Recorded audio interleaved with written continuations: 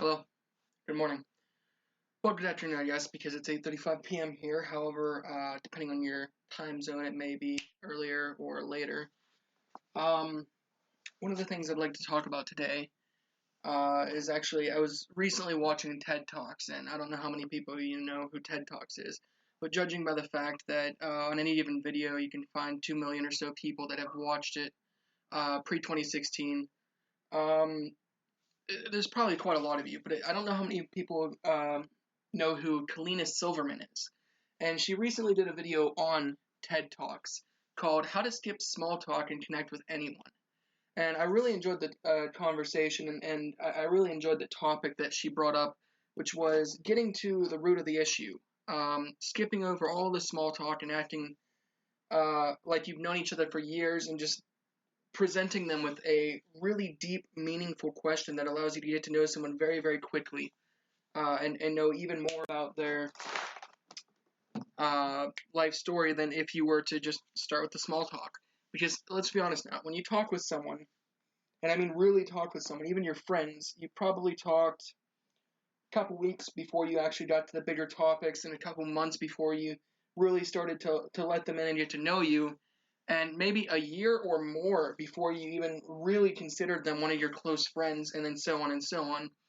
And so, one of the things that I would love to do is to do a project like she had done, which she called it Big Talk, which is an experimental project she had started with strangers, where she went around and she asked them, like, what would you want to do before you died?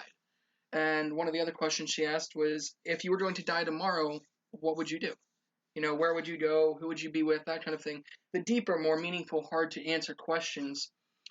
And so I kind of have a question here too, and it made me think because I've actually been asked this question before, and I remember being like a deer in headlights, not knowing what to say and feeling incredibly awkward.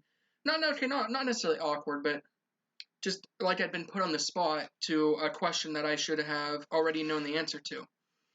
And that is, what do you want to do with your life? Now, let's face it, teachers ask it, friends ask it, parents ask it. Anytime you are in a situation where you're talking to authority, a lot of the times they have that question, do you know what you want to do with your life? And most people, they do not. Now, I'd say most of the time, their answer is, when they do know, is, I want to make a difference. I want to make a change. I want to impact something. I want to leave something behind to be remembered by. And that's fine and dandy. That's great. But it still leaves the other question that you've obviously been asking yourself, which is, how, when, where? And sometimes they do have that idea of when and where and what they want to do, and sometimes they don't. But both the people that do and don't, those people have one thing in common. They don't know where to start. They don't know where to begin. They don't know how they can make their dream, if you will, a reality. And so one of the things I'm going to be doing here soon is I'm going to be putting together a forum, probably, maybe just a series of podcasts touching base on this, but I'll definitely link them to a webpage that I've been designing, which is going to try, to the best of my ability, help other people out and help other people figure out how to get from point A to point B, figure out how to do what it is they want to do with their lives. Like, let's say you want to be a veterinarian. So obviously the most basic concept that you would have is, okay, I need to go to veterinarian school. Okay. But that's usually as far as people get, is that they say I need to go to school. They don't look into the schools. And even the people that do look into different schools and stuff, then they say, oh, it's too expensive, or oh, this one I need a specific GPA, or this one I need this and this and this. And then the question becomes, how do I get these things to be able to go to this school? Well, what you really need to do is, from that point, you need to decide. Do you want to go to this school, this school, this school, this school, this school? And the easiest way to do it is just to look at it. What's the acceptance rate? What? And then you can even ask people who have gone before, how happy were you with this school? Where are you now in your life? Figure out, if by going there, if they actually went and did what they wanted to do with their lives. And by doing this, you can kind of decide, okay, this is the school I want to go to. Now, all of that might have seemed like a lot of steps, but really that was only step one. Now you have a direction and you have a plan. Now you need to figure out how to implement that plan. You need to figure out how to do what it is you just said. So let's say you want to go to a veterinarian school. Okay, you've picked the school that you want to go to. Okay. Now you need to know how to get the specific requirements for that school that you need, which could be possibly a higher GPA, which could be possibly a little bit more money. And there's a very simple answer that people don't believe is the right answer, or they just don't think about, which is just do it. And I mean that by, you need more money, right? You might not like the jobs around here, you might not like them, but if you plan it right, if you look at the jobs, you can work your ass off for practically nothing at multiple different jobs. And at the end of the year, you might pocket 1,000, you might pocket 7,000. You know, it could vary that drastically. But by pocketing that amount of money in a few months to even a year or two, you can have exactly what it is you needed to go to school. Now, getting in the door is the first part, because once you're there, oftentimes the schools will help you get a better job to sustain you while you're there. And if you don't know how to get a better job to sustain yourself, ask.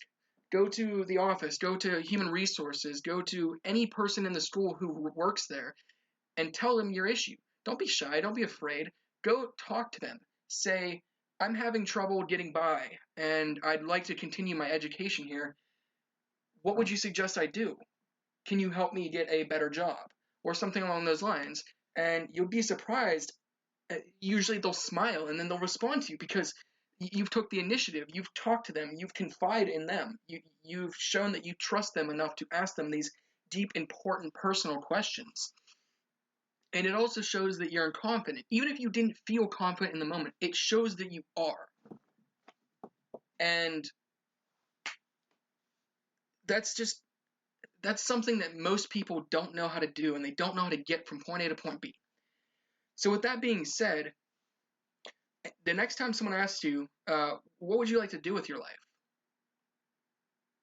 You should be able to say, after some considerable thought, this is what I want to spend the rest of my life doing. Then you should be able to elaborate on it because you've researched it, you've put in the time, you've put in the effort. Instead of scrolling through Facebook, seeing a million things that you see every day constantly, or replying to meaningless messages that, sure, it's like a giggle here and there between your friends, but they'll understand. They will understand if you turn your phone off for one day and you research this. So do that. Turn your phone off for one day. Pull out a computer, or even just mute your messages and use your phone and search schools, search trades, search anything that you want to do, whether it be scuba diving, whether it be working with animals, whether it be veterinarian, whether it be a doctor, whether it be even an astronaut, something like that. Now, sure, some of those are a lot harder to obtain than others, but I completely believe that jobs are not based on intelligence. They're based on drive. They're based on confidence. They're based on the people who are willing to make the sacrifices to get to where they want to go. So most people, they think of an astronaut as someone who's incredibly intelligent, right? Now, sure, a lot of them are incredibly intelligent, or, they have high math standards, they have high science. But then there are others who do work with NASA and other affiliated places who dropped out of high school, who never went to college, who are barely on par average-wise when it comes to the education system. But in their required field, they are the absolute experts. And that's all it takes, is being an expert at what you want to do with your life and then doing everything that you can to get there. And, of course, not giving up is a big part of that. As hard as it may be, as many times as something might cause you to break down emotionally, to lock yourself away from the world, what you got to do is you got to sit down and tell yourself, it only hurts now.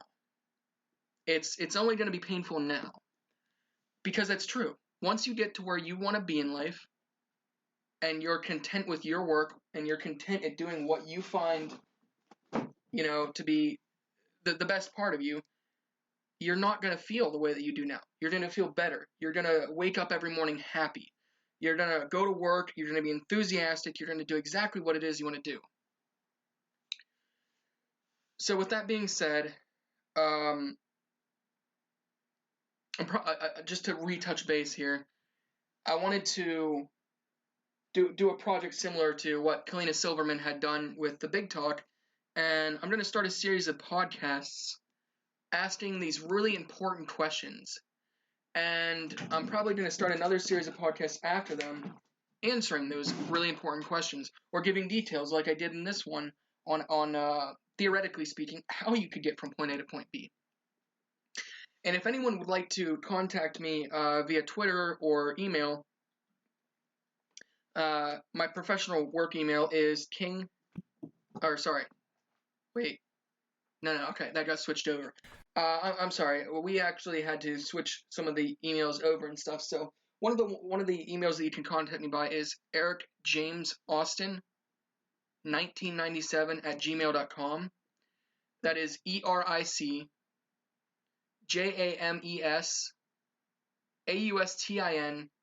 1997 @gmail.com. And the other place you can contact me is on Twitter with my Twitter handle, which is @EricAustin3. And that's the number 3, and Eric Austin is spelled exactly how it was in the email, with no spacing between them and no capitalization. You can contact me at any of those places, and I would love to sit down and have a conversation with anyone who is willing to talk further on this subject and maybe even help you get from point A to point B. Give you some advice, even just listen to what it is that you need help with. I might even be able to recommend better people to help you with that. And that's really all I wanted to touch base with on this conversation.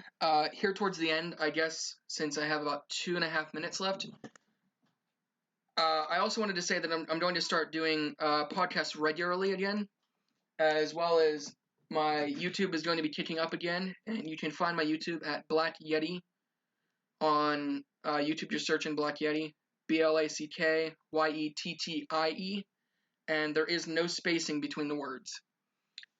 And if you're curious about the name, long story, and I have a video talking about it on my channel. So even more reason to go check it out. And I do a lot of these vlogs, and I do a lot of these podcasts and stuff too. But the majority of my channel is a gaming montage and a gaming commentation channel. But I have done, say, karaoke's and singing and podcasts and vlogs of my travels, like when I was in Japan and Fiji and Australia, etc. But yeah, drop a like, drop a subscribe on my YouTube, check that out. Drop a like on here and comment on here if you'd like. Or, like I said before, check out my Twitter and check out my email and add any questions that you may have.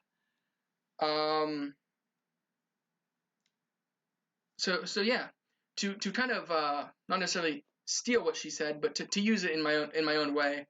Kalina Silverman had also asked what it is you want to do before you die, and that's another really common question that is really hard to answer, because obviously we want to do a lot before we die. But what's the main thing? If you had to pick one individual thing that you want to accomplish before you die, that takes precedence, that takes meaning, that takes purpose over every other thing, what would it be?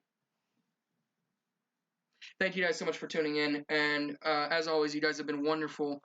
I will be starting this up regularly again, but I hope you guys have a good rest of the night, a good rest of the evening, and if it's early morning for you guys, I hope you guys have a good morning. Stay tuned for more. Talk to you guys later.